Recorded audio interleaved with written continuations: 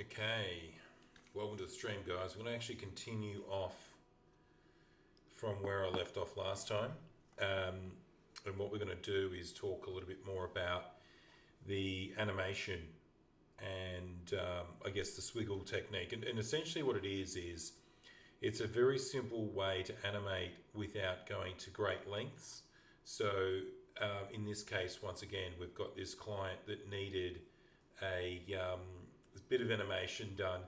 And the thing is that we didn't have just the one clip. If it was just the one clip, you could spend a bit more time animating.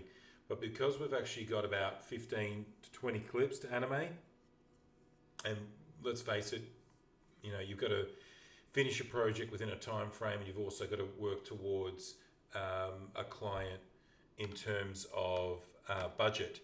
Now, what we're going to do is actually turn off the speaker because we're getting a bit of feedback. So give me one sec. Sorry about that, guys, but I'll do it now.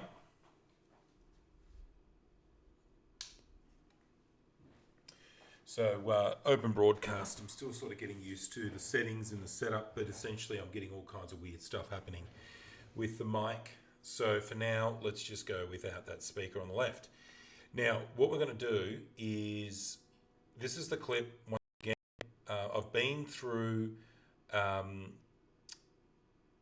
this before where I've done a Adobe Dynamic Link out of this video. So essentially, watch parts 1 and 2, but essentially right click, replace with After Effects Composition, and of course it swings on out to After Effects over here, which is this 11th video.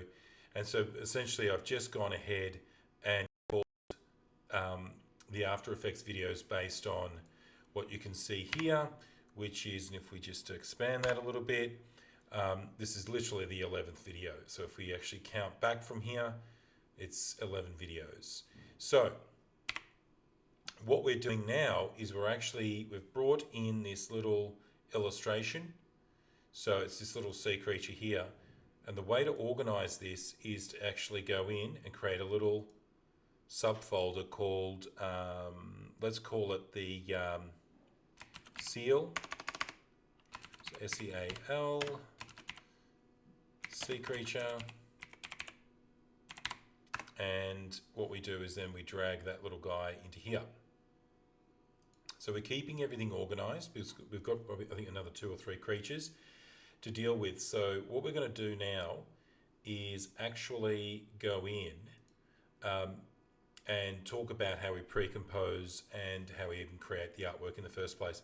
The first thing we're going to do is actually create a pre-comp of this.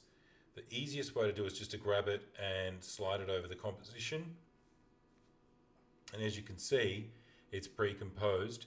If it looks a little bit jagged, what you actually do is go to full, and you can see it's a lot smoother. Now, another thing I did differently in this section, or this creature specifically, is gave it a bit of an outline in Illustrator. So essentially I took this artwork and literally just clicked on it and gave it an outline, black outline of, I think, one point. So that's what's happened there. So now that we've pre-composed this creature, what we're going to do is make it sort of look jittery and whatnot.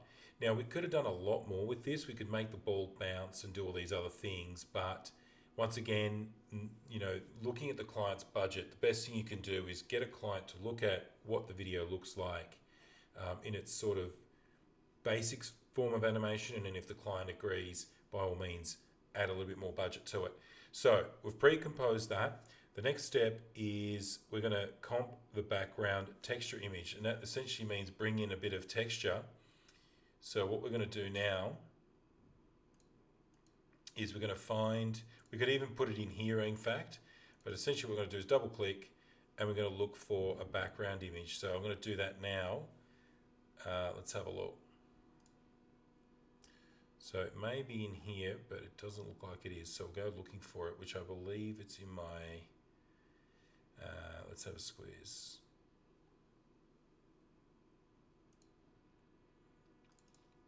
I'm going to look for it in here. So we've got to quickly find that. I think it's under design. And we've just got some vintage paper textures. That'll certainly help us.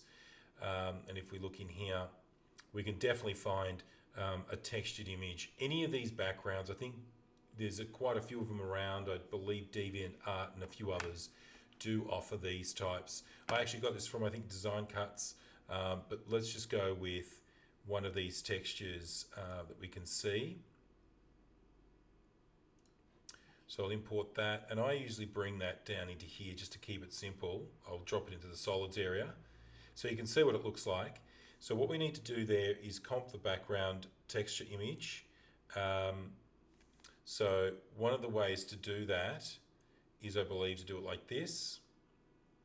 Okay, and what we'll do now is we're going to go into here and open up this little composition.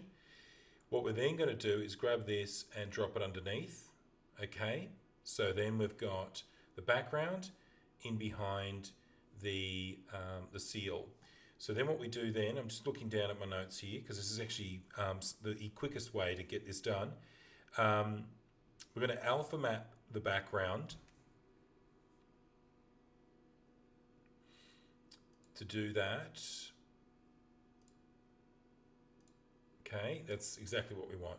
So once again, alpha matting is probably a really terrible way of telling you that what's happening here is we're making the top layer, which is the sea creature, the outline, while the actual background is now inside the outline. That's what alpha matting is. Then what we're going to do is go create new, let's have a look here. We need a new adjustment layer. So we've done that.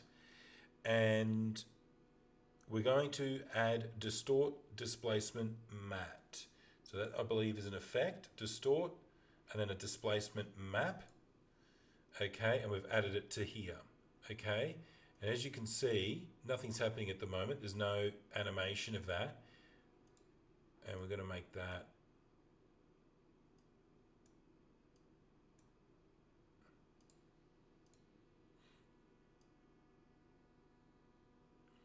okay, not sure why it's not letting us. That's really weird. Never had that happen before, actually. It's always something, but now we're sort of limited to why is that only limited? That's really unusual. Okay, there is a way to actually make that as long as the...